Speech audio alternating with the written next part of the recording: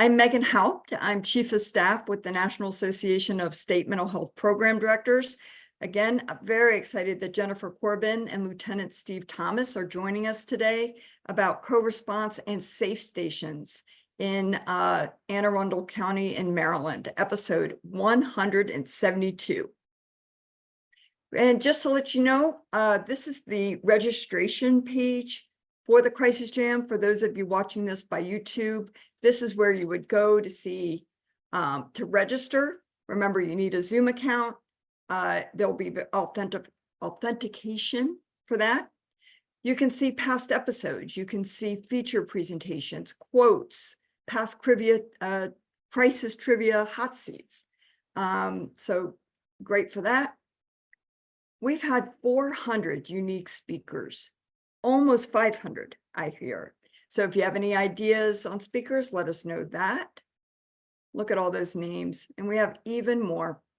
This is really cool because SAMHSA put out a partner toolkit in terms that has social media messaging, some marketing in there. And this is a recent picture that they, photo that they just included, and it's ways to access LGBTQI and services and resources, text, call, and chat. So just really thrilled for that addition. This is 911 meets 988 at emergency call center serving Gig Harbor area. This is an article that just came out. This is our latest crisis news. It's a place in Tacoma, Washington, where they have built where 911 and 988 are together. And so the intention there is to move away from first responders and toward mental health professionals. It's first of its kind. This is an article actually brought to us by our colleague Ted Lutterman. He's with the Nashville Research Institute. It's a simple way to make the suicide hotline more effective, and it's really about routing. When people have area codes that don't necessarily match their location, it's really about having the call answered by the location of where the nearest cell tower is, otherwise known as geo-routing. So this is an article about the bills related to that. Okay. And this is the National Summit on Stigma. It's in Salt Lake City, Utah. June 24th through the 26th in 2024 at the Grand America Hotel. It is open. So if you're interested in that, there'll be more information. And I believe the Crisis Jam folks are putting that in the chat. All right. We're now going to do the Crisis Trivia Hot Seat. This is audience involved. I love the audience involved because then we all get to think together and then we'll see if we're right. And if we're wrong, it'll help us think. So this is, remember to put your response in the poll and not in the chat. So the co-response model began as a response to the recognition of the limitations and challenges faced by law enforcement in dealing with mental health related calls. All right. So the co-response model, there we go. Wait a minute. I have my little poll next to me here. Okay, the co-response model began as a response to the recognition of the limitations and challenges faced by law enforcement in dealing with mental health related calls.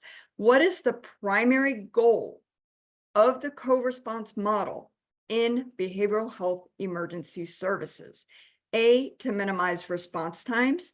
B, to provide medical care. C, to reduce the need for police intervention, or D, to increase community engagement. Please put your answer in the poll.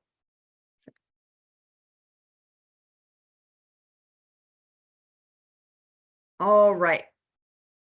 So we're going to wait for about 50% response. Oh my goodness, look at that. I think we think we see the obvious, to reduce the need for police intervention. 79% of you put that. That is the prevailing response. And let's see what the actual answer is. Yes.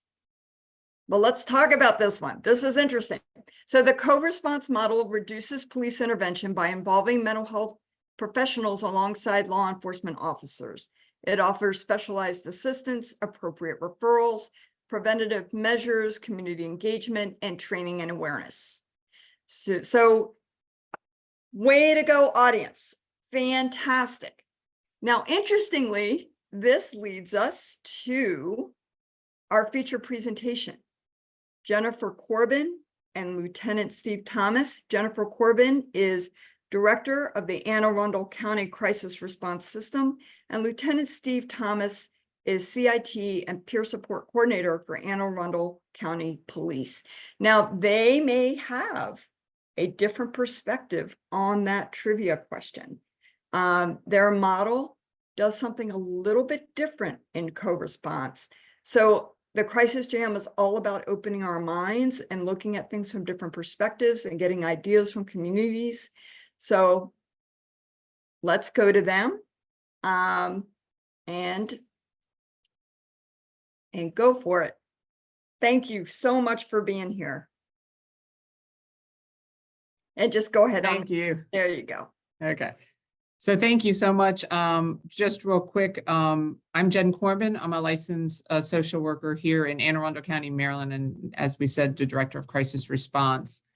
And I'm Steve Thomas. I'm a lieutenant with the Anne Arundel County Police who thinks he's a social worker and wants to be a social worker. So we're super excited to be here today. I think the question leads right into the conversation. I do want to start by saying our crisis system here in Anne Arundel County is rather robust, and that we do have the mobile crisis system where we have the paired licensed clinicians responding to calls for police and to the community through our warm line. We have a very robust 24-hour warm line that people in the community can call in and actually ask for a mobile team. So they don't necessarily have to go through 911 for that, but our officers are able to raise us on police radio and have us respond. So our clinicians do carry police radio as well. I want to say that to lead into the piece that we're here to talk about today, which is our co-responder model, which is also held at our crisis response location. So where our warm line, our 24-hour warm line is, our mobile crisis is, we also have what we call our co-responder model is called the CIT team, a crisis intervention team. And basically we pair an officer with a clinician to go out on calls for many different reasons. I love the clip that we showed at the very beginning. I think they were spot on the reasons for running co-responder, the time that it takes for a mobile team to get there, that law enforcement is left kind of on scene, dealing with things, as well as just showing the partnership upon arriving as a co-responder model is huge.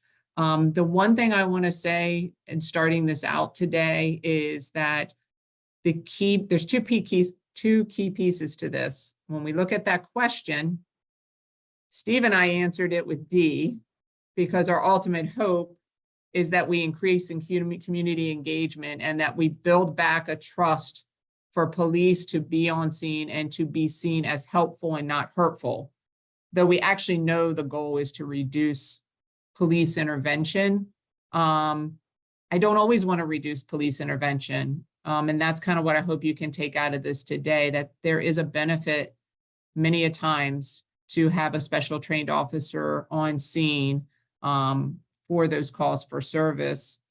Second piece I want to just share is that within our crisis system, it is not about putting the social worker or the counselor in the police department.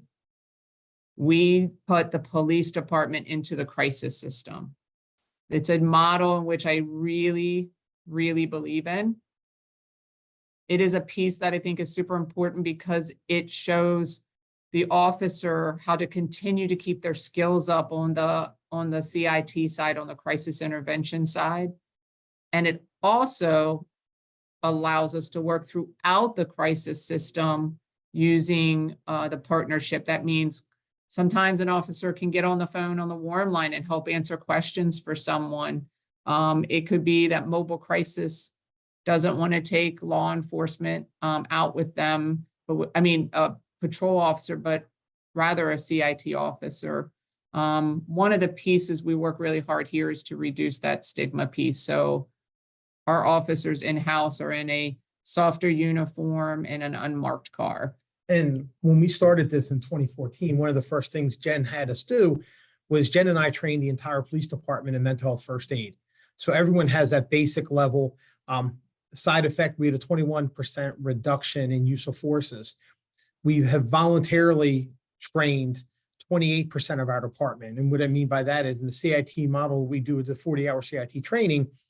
Officers voluntarily attend the training, and we're up to 28%. What we're doing is changing the expectation of officers.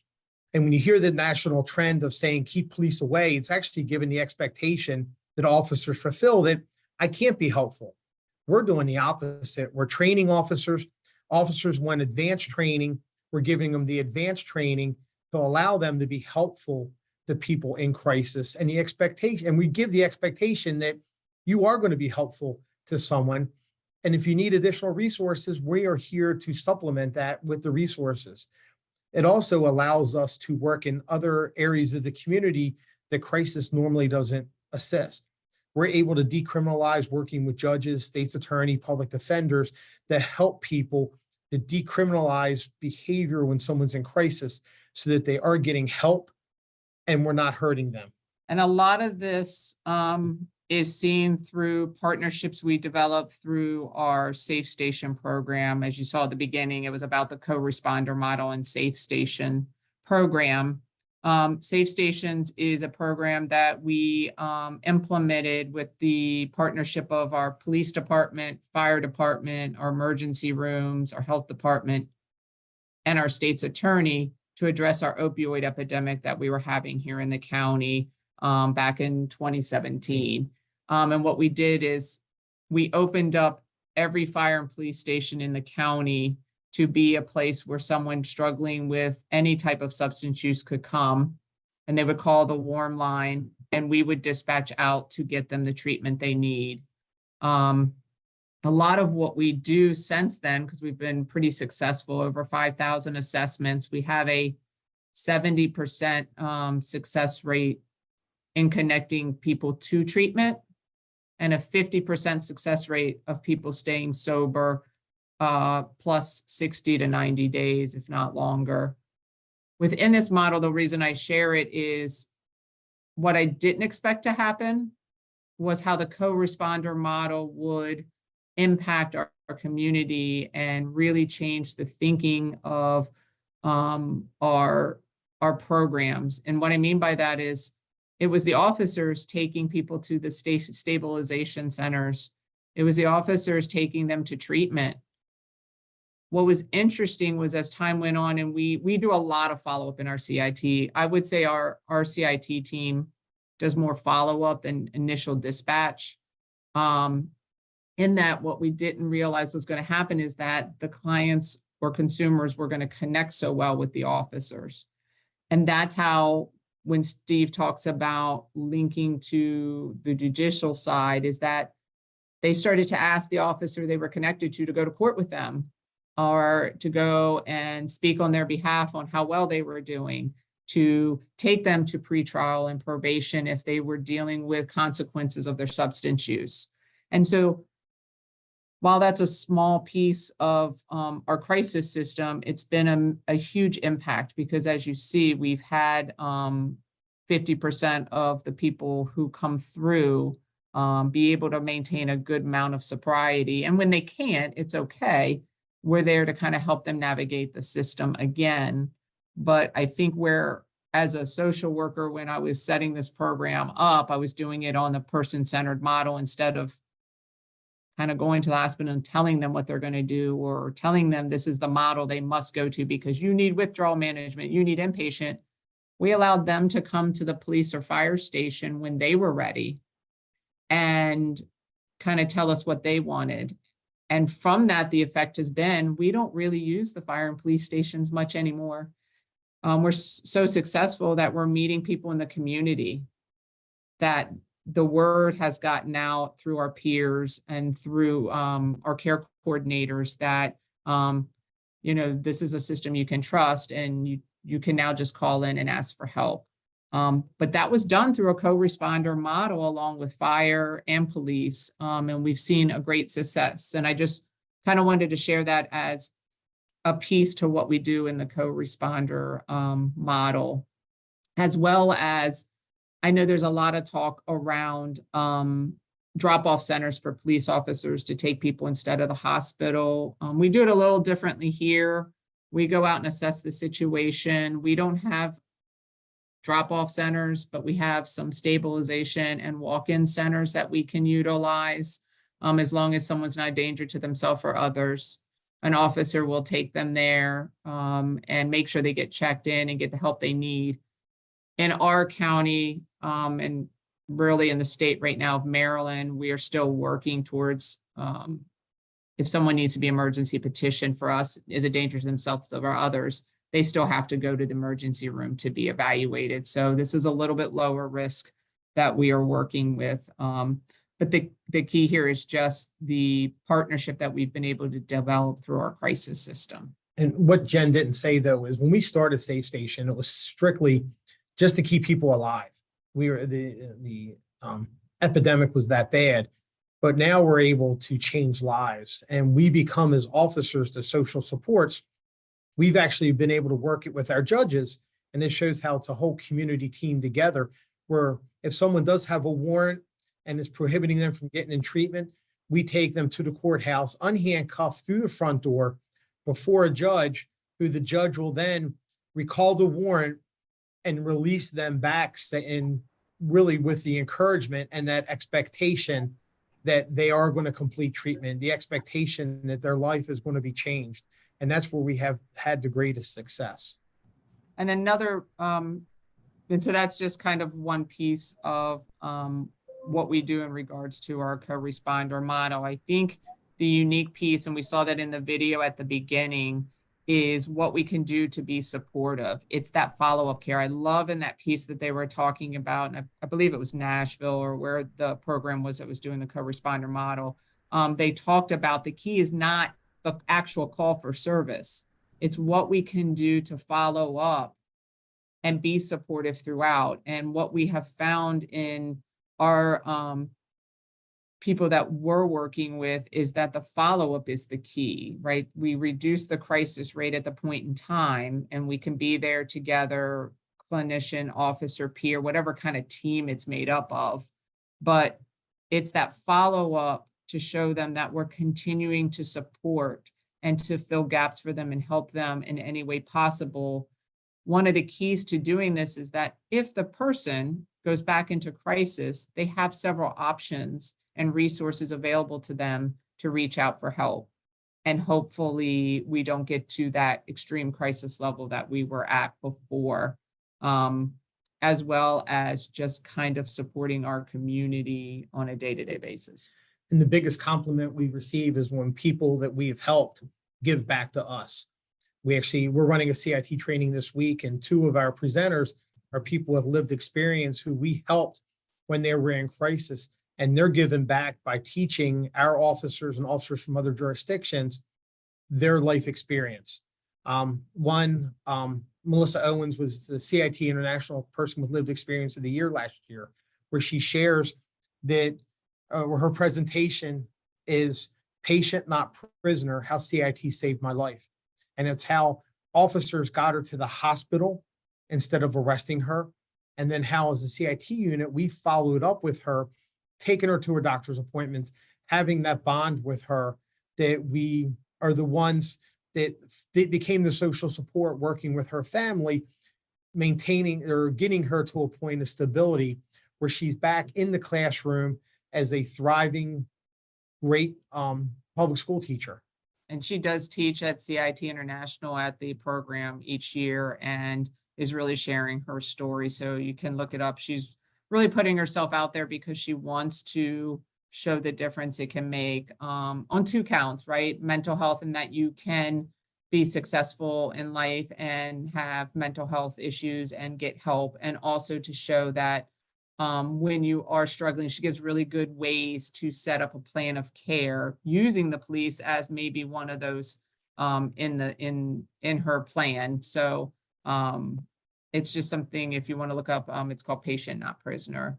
And I thought I saw something about a question. I don't know if you're holding those or if we should pause for questions now, or We will get to those because there are okay. many, right? There are a lot of different perspectives. Yeah. It's Yeah, and I fun. think our Yeah. hope here today is just to get people thinking, not saying this is the right model for everyone, not saying we're a, I guess you'd call it medium jurisdiction.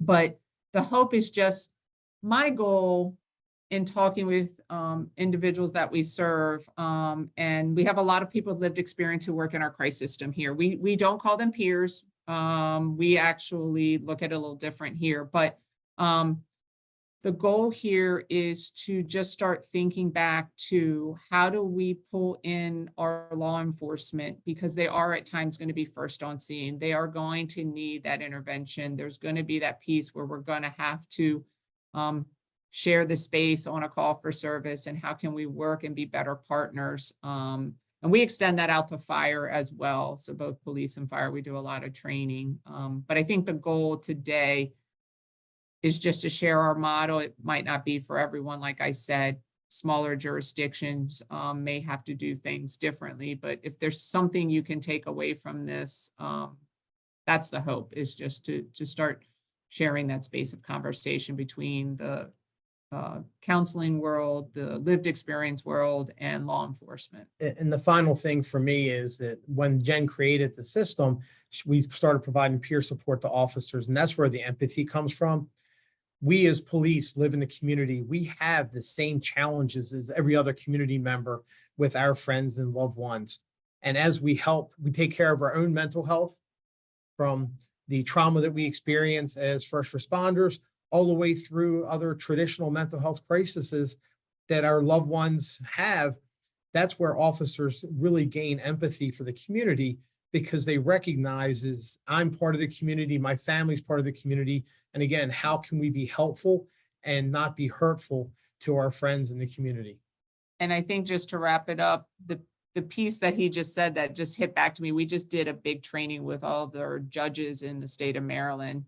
One of the things I was shocked that sometimes is forgotten is that when people are in crisis, no matter who you are, there's an anxiety piece to it. And when we were teaching the judges, I said, hey, if I was coming in for a traffic ticket, I would be a nervous wreck, because you hold the next decision in your hands and we were trying to get them to, because they're working with us, to buy in. When someone that we're working with extreme mental health comes in, imagine what that feeling is when you're behind that big desk with the robe on and they're walking in knowing that you hold that piece in their hands.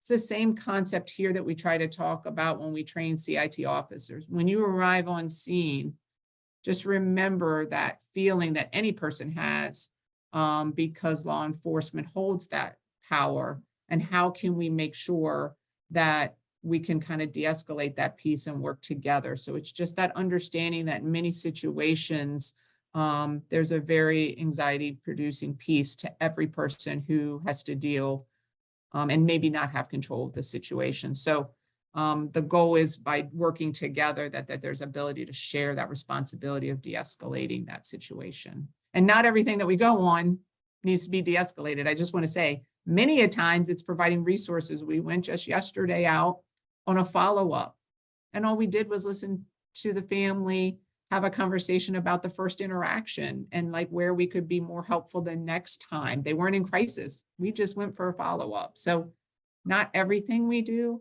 is crisis driven, but a lot of it is just follow-up support. So I know we're about out of time. Well, absolutely fascinating. It just seems like there's so much caring involved about the community. And the other piece that I'm really hearing is also about that follow-up. the way that you're approaching it is exactly the overall goal. Care that feels like care, right? And so let's go to the roundtable if we could. We're going to go to Carrie Slatton Hodges, who is with the National Association of State Mental Health Program Directors as a Senior Behavioral Health Advisor. Carrie is also the former State Mental Health Commissioner for the state of Oklahoma, and did excellent work in Oklahoma related to technology and crisis response. Carrie, can you give us your thoughts and reflections on the featured presentation? Yes, thank you, Megan. And I would say what a wonderful presentation and what a wonderful program. And I do think that one of the things that, as Megan mentioned, that carries through is the incredible caring on both of your parts and how you really bring that to this program. And it's so wonderful to see. And I think we have to think about, as we're building out a crisis continuum of care across our nation, and as law enforcement is looking at mental health and addiction issues from a different lens, this is all a work in progress. So when you mention the length of time that it takes mobile crisis to respond, and therefore there may be a police interaction prior to mobile crisis or waiting for mobile crisis, then obviously that lends itself to everybody needing to be knowledgeable and empathetic and knowing about resources and handling those situations in the best manner. As Megan mentioned, one of the goals is by 2025 to have access to mobile crisis in a means that is rapid and on the spot, but we are a long way from that across our nation. So we're continuing to build, law enforcement is continuing to build community programs and understanding, and the crisis continuum is continuing to layer in additional mobile crisis and more receiving centers, et cetera. And so I think what we have to think about is we need to work together to share our resources, extend our resources to make certain that persons who have mental health and addiction issues are able to get the resources that they need and the treatment and care that they need.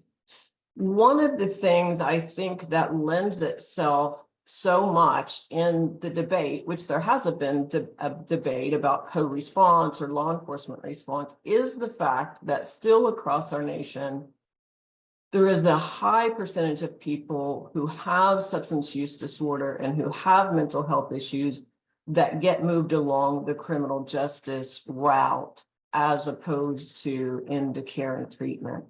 And the numbers are still there. As we see across our nation, the number of persons involved in our forensic mental health system as a result of receiving charges and being so ill that they're not competent teaches us that we still have such a long way to go to get people into care and treatment, as opposed to going the direction of the criminal justice system. And that is what makes the push for mobile crisis teams so strong, is that hoping that we can reduce arrests and reduce the number of persons going into the criminal justice system. So there is kind of a push-pull, and the work that you're doing in your community is such a great example of having that same mindset of wanting to get people to resources and wanting to get them care and treatment as opposed to going the criminal justice route. And in reality, there should be no wrong door for persons who need access to care and treatment, whether that be that law enforcement is first on the scene or law enforcement comes with a co-responder, or where mobile crisis is first on the scene. There should be no wrong door to getting that care and treatment. And I still, stigma still plays such a role in that if you were a person having a heart attack, and regardless of whether it was an ambulance that responded first or law enforcement that responded first or fire department, you're not going to see a situation where people are going to run warrant checks first before getting that person into care and treatment.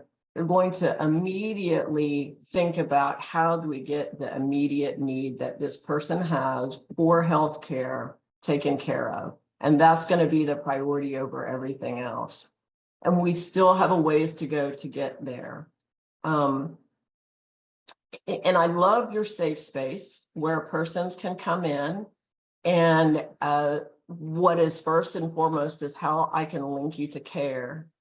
But I do have to say there are many communities across the nation that the thought of interacting with law enforcement or calling 911 is very scary, and that the outcome is perceived to more likely than not be a negative outcome.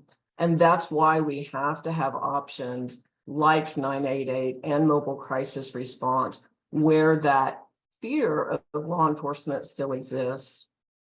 The community policing model of really engaging with their community and being seen as a helper and a connector to resources is so important. And I just applaud the work that you're doing of really trying to turn the model back to a community policing model. And I think in the long run, it's just going to take all of us to be able to work from the law enforcement side and the mental health side to get persons the care and treatment that they need. And I think in the long run, what we will be asking ourselves is not, should it be a law enforcement response? Should it be a co-response? Or should it be a mental health response? But in the long run, we'll be asking ourselves, when should it be one or the other? That there are times when perhaps a law enforcement response is needed, and we need to define and be clear about when that may be. There may be times when a co-responder model is the appropriate response. In particular, you were saying in a community maybe that doesn't have mobile crisis resources or doesn't have timely mobile crisis resources, and we know that law enforcement is likely to be first on the scene, well, then absolutely you would want a mental health professional along with that law enforcement so that they can tag team and get that person to the right resources. But when we have mobile crisis response in a timely manner that can prevent law enforcement from needing to respond to the scene, then that is perfect as well. So I think what we really need to look at is, when are the different models appropriate, in what situations, and when they are responding, regardless of whether it is a mental health professional, a law enforcement officer, or a co-response model, that there are persons who are going to the scene with the goal of linking that person to care and treatment and making sure that we're diverting away from the criminal justice system and treating this like the medical situation that it is, that a person needs care and treatment immediately. I also just wanted to comment for a moment on what you were talking about in terms of law enforcement and the needs that they have. And, you know, one of the things that we know when you look at suicide rates, that law enforcement officers are more likely to be male and within an age range that is high risk for males in suicide, and that have access to lethal means. And so law enforcement and first responders are also a high risk category of individuals for needing care and for needing crisis intervention services. And so then when you add in the vicarious trauma that is happening on a daily basis with law enforcement, we truly have to look at law enforcement as part of not only the solution, but part of our community and part of the group of people who does need support and linkage to care when appropriate. I'll just point out one thing that was done in Oklahoma. all law enforcement officers in Oklahoma have a tablet that links them with a mental health professional immediately. But there's also a button on that tablet where the law enforcement officer themselves at any point in time can hit a button and talk to a mental health professional that is outside of their area to talk about what their day's been like, family stress, community stress, because we know that that is a group of individuals that's part of our community and needs support like all of us do at any given time. So thank you so much for allowing me to have a comment. Thank you both for being here and sharing the wonderful model and work that you're doing. Megan? Harry, thank you so much. And thank you for bringing in that broader question of, you know, when, what situation. It really seems to speak to that communities have different needs or different setups or are in different places to be able to implement along that continuum. So let's go to Samantha, and I'm going to try to pronounce your last name. Give me the chance. Is it Benecki? Close, very close. It's Benecki. It's my married name. I messed it up for the first like 3 years of my marriage. I get it. Yeah, helped us the same way. So Chief Program Officer from Dignity Best Practices, really thrilled you're here. Can you give us your perspective on this issue? Yeah, I mean, I think the first thing to note is it is so complex. Crisis in general, the way that our systems currently operate. There's the ideal that we're working towards, there's the future, and then there's the current state of now. And so one of the things that I get to do in my role is I look at a lot of 911 call data. So when I'm working with a client or a jurisdiction, I go in and I look at their 911 calls. How many calls did you get this week? What were they like? And through that, one of the things that has become very apparent to me is there will always be some need for law enforcement in mental health crisis. Because currently, and maybe the future will prove me wrong, and that would be exciting, but we don't have the language for crisis. So if you look at 911 calls, if you look at the type of calls that co-response is responding to, they often present in a way that would be ruled out of diverting them to 988 or diverting them to a civilian-only model. They have things like immediacy. So somebody who is in crisis right now and is expressing the intent to act right now, we don't have the setup to send a clinician to that alone. We have to send somebody who's going to go quickly. And so if we're looking at law enforcement is going to be the option, is going to be the one that is responding, adding a clinician actually is adding support. It's adding that care, that understanding, that level of engagement, and bringing that to the call in the moment. Other calls that I see all the time are individuals who are experiencing psychosis or delusion. Those are not words that the normal passerby has to explain what they're seeing. So instead, they see somebody who is behaving out of the norm and potentially has something that could be considered a weapon.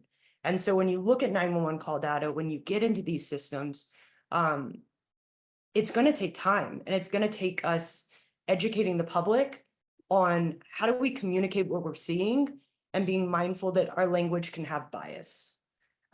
Because the way that it's presenting, the way that a lot of this comes across the table for dispatchers, call takers, is really limiting in what they're able to do.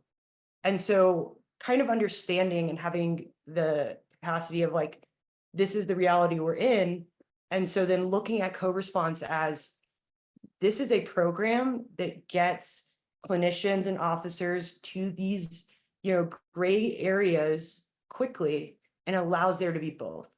It allows there to be a moment of care, clinical understanding, assessment, engagement. And it also understands that these calls as they present would not be diverted. They would not be handed to a civilian-only team. So this is like one of the things that I'm always really excited about, is that there's the possibility and the option for this kind of engagement. The other one is I share quite often, I have a father who has a type of dementia called Lewy body dementia, and it has hallucinations. And so my father personally does not know who to call. So some days he will call 988 and describe essentially a panic attack, and they think it's a heart attack and it's very complicated. And then other days he will call 911 thinking that he is being pursued by somebody. And so when we talk about systems that talk to each other, when we talk about needing there to be the capacity for both, I live in that. I live in the example of there are times where, no, my dad actually probably needs EMS or maybe even law enforcement or somebody to help right now. And then there are other times where, you know, I wish that I could just mute my father's phone, but that aside from that, that he really just needs that care, that support, somebody to sit with him, somebody to tell him like what you're experiencing is real and valid, and it not to be something that is deemed as a emergency or engaging law enforcement. But what I need as a person in this, a family member in this situation is I need systems to talk to each other. I need the 911 and 988 to be able to have the capacity to do exactly what was being said of what is the right fit for this moment and who needs it. And so really understanding and honoring that this is a complex space, and really the most we can ask of people is doing the best they can and doing it with good intention and understanding where you fit in it. And so, you know, I'm really excited about Anne Arundel County. I've gotten to work in a lot of Maryland spaces, and so I know some of the challenges and some of the complexities of having to go to the ER, having to be, you know, evaluated. But also by bringing that clinician in, they're taking that opportunity to say, what is possible as assessment and intervention before that point. And so really honoring that experience. So, you know, really quick, I know that there's so much more to learn, but essentially it's just, we have to all honor that this is a complicated and complex space, and nothing is going to be clean cut and pretty. And yes, there are so many calls that do not need law enforcement, that are nonviolent, that are not emergency. And there are also so many calls that come into 911 systems that in current realities would not be available for diversion. So then can we provide help in the most effective way possible? Absolutely. Samantha, thank you. Carrie, thank you. Great questions. One of the things I love about the Crisis Jam is it gets everybody thinking, and the understanding that things can be very different in different places and different situations. We do want to just move to Dr. Mike Riddle on improving access to crisis care and law enforcement partnership. Mike, can you talk a little bit about what this picture is? Sure. So actually, this is a picture I took myself. I am the Associate Chief Medical Officer for RI, but also the assigned medical director for our flagship location in Peoria, Arizona.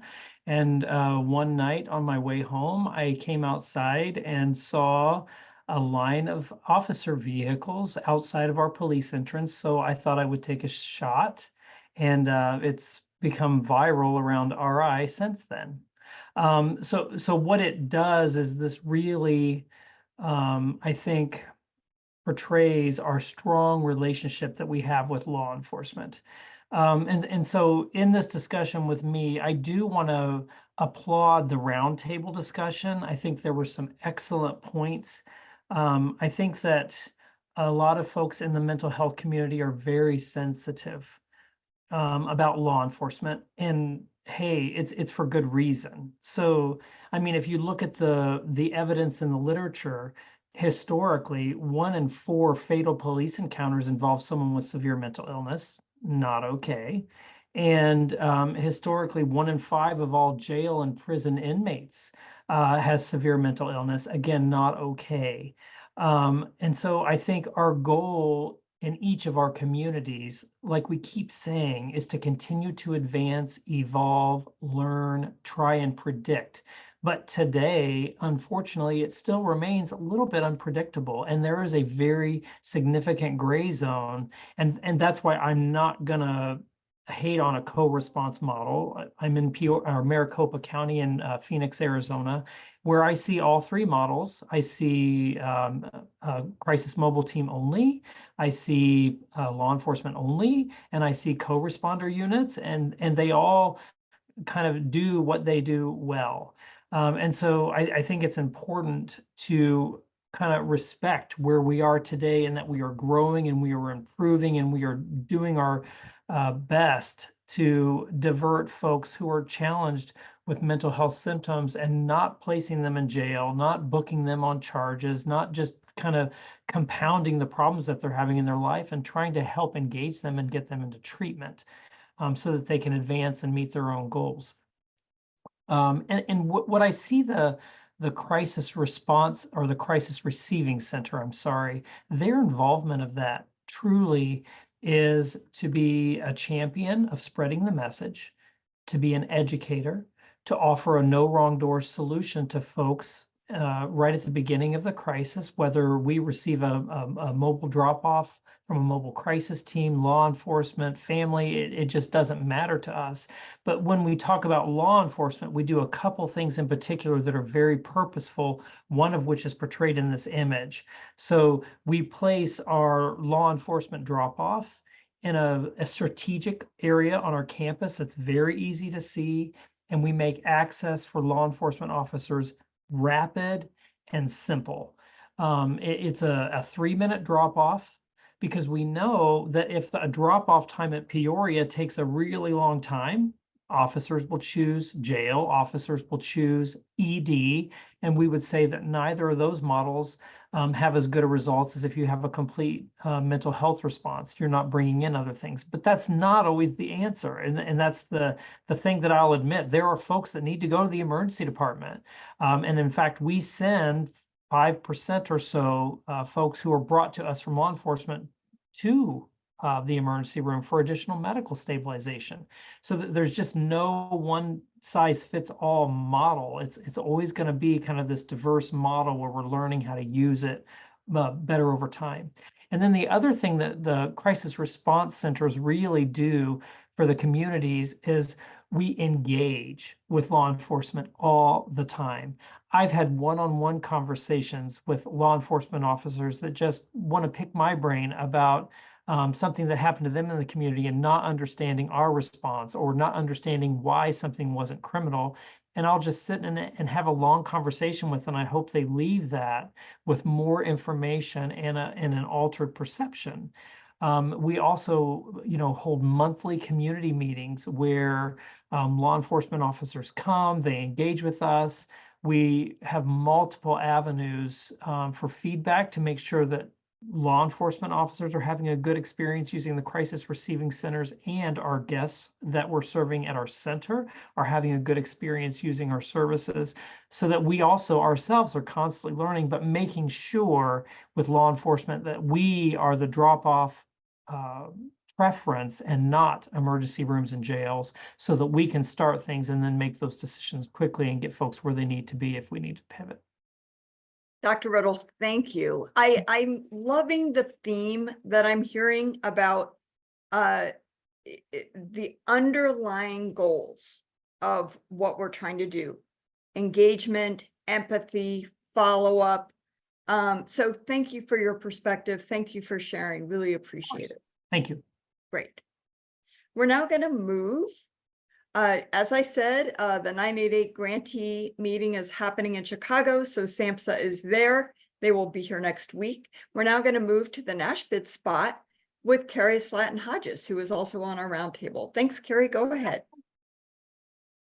So I want to talk a minute today about how two emerging and developing models can work together. And that is, as you know, we're all building our crisis continuums of care, whether it's in our communities, across our state, and then, of course, across our nation. The other model that is emerging across our nation that it's really transformative is CCBHC, or Comprehensive Community Behavioral Health Clinics.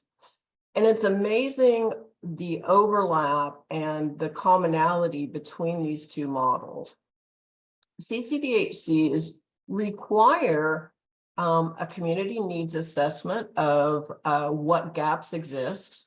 They require that crisis services, having a number to call, having people to go out, and a means to treat are part of that continuum, just like our crisis systems are. And the piece about community behavioral health clinics that is so incredibly important is that the way the finance model works for these systems allows the provider to develop a 24/7 capable system. So since the payments are based upon a cost report, you can build in 24-hour accessibility into those costs, as opposed to operating on a fee-for-service type of model that doesn't cover the cost of having the capacity available 24/7. In addition, both really point out the incredible importance of having persons with lived experience as part of the model. So when you look at these two developing systems across our nation, they are a perfect fit for working together hand in hand, whether that's from a state perspective of how to finance and grow the crisis continuum, or from a provider perspective of how am I able to support crisis work within my community and within my state. So with that, I wanted to say that NASHBID is working closely and partnering with National Council to provide technical assistance and resources around how these two systems can interact and help states develop their comprehensive crisis system. When you go to the National Council webpage, there is a state technical assistance center that can help states look at that overall picture and how to blend the two together and how to plan and manage that. And then there are resources for providers who are CCDHCs as to how to develop their crisis continuum in a way that meets the requirements for CCDHC, but really the needs of their community. So there's a lot of great work going on around this space. We would love to help providers and states with that work as we continue to build our crisis continuum of cares across the state. And we see what a wonderful mesh and blend it will be as you also are developing your CCDHC systems across the state. So thank you, Megan. Thank you so much, Carrie, and thank you for your work on this effort. We are now going to move to Joanna Rosen, who is with the American Foundation for Suicide Prevention. Joanna. Thank you, Megan. It's great to be here with everybody. Sarah is out this week, so it's just me. But just a quick update in terms of the federal budget for FY25. Congress is really getting to work to try to bring us back to a somewhat regular order and not rely on CRs to fund the government over the next fiscal year.